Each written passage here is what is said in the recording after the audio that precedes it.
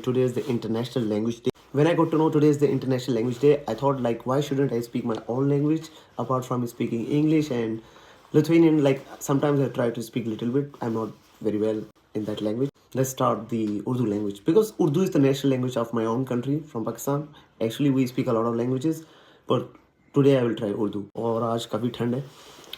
इस मुल्क में आए थे स्टडी करने के लिए, लेकिन ठंड बहुत है। 6-7 महीने तो ठंड होती है यहाँ पे, तो स्ट्रगल होती है काफ़ी। अभी भी मैं आपको दिखाता हूँ, बाहर बहुत बर्फ़ है, धूप निकली हुई है लकीली, क्योंकि यहाँ पे यूजुअली हम धूप नहीं देखते। बाकी कंट्रीज़ में भी ठंड होती है, लेकिन वहाँ पे धूप निकलती है, एटलीस्ट यहाँ पे धूप नहीं निकलती। सो डिप्रेशन टाइप माहौल बन जाता है। मैं आपको बाहर का मौसम दिखाता हूँ। अच्छा, धूप निकली हुई है तो इतना खूबसूरत भी लग रहा है और अच्छा काफ़ी मौसम है, लेकिन जिस दिन धूप निकलती है ना, ठंड बहुत ज़्यादा होती है। अगर आप नॉर्मल शूज़ पहनोगे ना इस बर्फ़ पे तो स्लिप हो सकते हो और मतलब आपको चोट लग सकती है, तो you need to be careful. आपको पता है धूप के लिए मरते हैं हम यहाँ पे, क्योंकि धूप रेयरली दिखता है हमको। काफ़ी बड़ी बात होती है, ऐसा समझे कि ईद है जिस दिन धूप निकलती है, तो हम स्पेशली बाहर निकलते हैं धूप के लिए। और एक और मसला होता है यहाँ पे, जिस दिन धूप निकलती है हद से ज़्यादा ठंड होती है, लाइक अ लॉट।